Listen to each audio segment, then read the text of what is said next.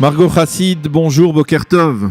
Boker Tov. Alors, je le disais tout à l'heure en vous présentant, j'ai dit que vous étiez Ganénet à Sderot. Alors aujourd'hui, je ne me trompe pas, c'est le cas?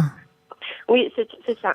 Alors, on peut dire que les Gananotes, les jardinières d'enfants, sont au cœur, on va dire, de cette tension renouvelée après ce qui s'est passé hier. Le tir dans un jardin. Vous connaissez ce jardin d'enfants? Et alors moi j'habite à Sderot, mais c'est sûr que c'est à quelques environs de la ville. C'est voilà. à côté. Alors on n'a pas dit bien entendu exactement où c'est tombé pour ne pas donner des idées aux terroristes du Hamas et du djihad islamique, mais en tout cas donnez-nous un peu le sentiment, l'ambiance, l'atmosphère qui règne ce matin à Sderot. L'ambiance est... Je ne vous entends pas, Margot. Je vous dis comme quoi la nuit a été très mouvementée. Oui. Je ne vous cache pas que j'ai pas réussi à dormir cette nuit parce il y a eu beaucoup de sirènes et beaucoup de roquettes. Il y a eu plusieurs alertes. Plusieurs alertes. Donc c'était un peu... c'est pas facile. Pas facile, mais on s'y fait. Vous êtes mariée, Margot? Vous avez des enfants? Et j'ai un enfant de 3 ans. Un enfant de 3 ans. Alors, qu'est-ce qu'on fait quand il y a une alerte à Sderot? Je ne vous entends pas. Margot, nous avons un petit problème technique. Ah, vous m'entendez? Je vous entends parfois et parfois non. Est-ce que vous pouvez bien... Oui. Voilà. Alors, vous m'entendez mieux? Voilà, c'est un petit peu mieux là. Super. Alors, je vous dis comme quoi les enfants ici déjà, ils sont bien préparés. C'est-à-dire que s'il y a une alerte, ils savent qu'il faut aller directement au miklat et se protéger. Et c'est vraiment, on a l'habitude ici à Sderot. Ça veut dire on n'est pas... On n'a pas aussi peur que ça. Même si on a l'habitude, ça fait quand même, on va dire, plusieurs années depuis la fin de l'opération Bordure Protectrice en 2014, durant l'été 2014, que la situation n'avait pas été aussi grave, aussi tendue. C'est vrai. Ces habitudes, elles reviennent assez rapidement, même pour les jeunes, pour les enfants, Ici à Sderot, il y a toujours... C'est vrai que ça fait très très longtemps qu'il n'y a eu pas de roquettes beaucoup de roquettes ces derniers temps. Mais ici à Sderot, comme je vous dis qu'on a l'habitude, ça veut dire que des fois, des fois il y a des Teva'adam pendant l'année, donc ça veut dire qu'on est toujours en icône, on est toujours bien préparé et on sait qu'il faut vraiment se protéger et suivre les conseils de sécurité. Et c'est comme ça ici la vie à Sderot.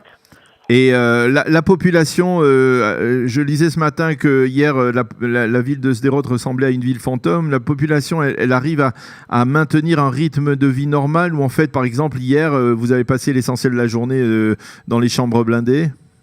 En fait, non. On continue à avoir une vie normale.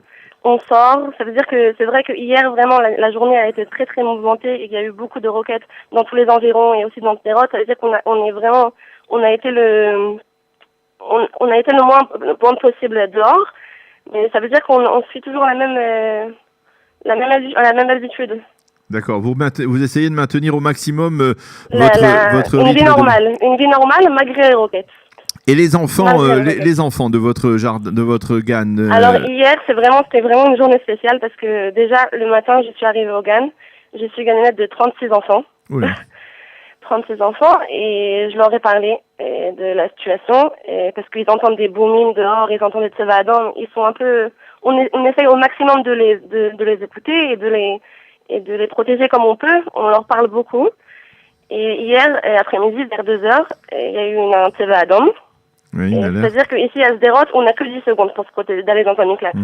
Mais tous les GAN, on a un miklat vraiment dans le GAN. Ça veut dire que on a entendu le Teva'adam, mais les enfants, c'était vraiment très très beau à voir parce que sans que rien que je leur dise, ils sont allés directement au miklat et on a fermé la porte et on a attendu quelques minutes. Et même ils ont chanté Micheloma, Milome, Fahed. Vraiment, c'était vraiment très beau à voir. Et très très émouvant. Ça veut dire que les enfants ici à Sderot, ils sont habitués, malgré la situation pas facile. Voilà. Vous lisez pas dans leur visage une certaine inquiétude, des appréhensions est-ce que pour les plus petits, ça se manifeste pas par toutes sortes de... Il y a quelques enfants qui ont pleuré, ils ont pleuré, parce que c'est vraiment, même si je vous dis qu'on sait qu'on est bien protégé, qu'il y a un éclat dans les GAN, c'est vrai que c'est vraiment pas facile d'entendre un Tevadam et d'entendre aussi le boom. On peut pas savoir où c'est tombé. Donc c'est vrai que c'est un peu stressant et ça fait peur. Et les enfants, ils ont peur. Mais on essaie de les calmer, de les rassurer au maximum. Et même s'ils pleurent, on leur parle. Et aujourd'hui, je sais que je suis en Yom Profesh, en congé du GAN. Et je sais que la mairie de Sderot, ils ont envoyé des psychologues dans qui vont passer aujourd'hui dans chaque GAN. Sderot pour leur parler aux enfants. Vraiment, on est vraiment très très proche des enfants et très proche de la population. Alors, ça veut dire que Alors vous parlez des enfants, mais il y a aussi les parents. Comment les parents acceptent ça peut paraître d'envoyer leurs enfants, de les laisser alors que la tendance naturelle des parents, c'est de les garder proches d'eux. D'accord. Mais à Sderot, c'est une ville pas comme les autres. Ça veut dire qu'on a vraiment l'habitude. C'est que même s'il y a des roquettes et même des Tevadam pendant la journée, on continue la vie normale. Ça veut dire rien peut nous arrêter de on continue la routine comme on peut. Si vous aviez, vous qui êtes Ganénette et qui n'êtes pas impliqué dans les affaires politiques et sécuritaires, si vous aviez un conseil à donner au gouvernement, comment doit-il agir pour faire en sorte que cela ne se reproduise plus, que ça s'arrête? Vraiment, je sais pas quoi vous dire. Je sais pas. Mais en tout cas, d'une manière ou d'une autre, vous nous dites que les habitants de Sderot et en particulier les enfants sont courageux et solides face à... Vraiment très courageux. On voit vraiment la hardout, on voit vraiment comment on dit hardout en l'unité. En son ensemble comme ça. Et vraiment, c'est très très beau à voir. Et je pense que même Sderot, c'est la seule ville au monde qui est aussi bien protégée en Israël. Ça veut dire dans chaque station de bus, il y a un éclat. Ça veut dire que même si on n'est pas à la maison et même si on est dehors, on est protégé. Et puis on a aussi confiance en Hachem, on sait que tout ira bien. Eh bien, merci beaucoup Margot Chassid de nous avoir fait partager vos sentiments de Ganénette à Sderot et Kol HaKavod, vraiment bonne chance et restez forts et courageux. Merci beaucoup, bonne journée.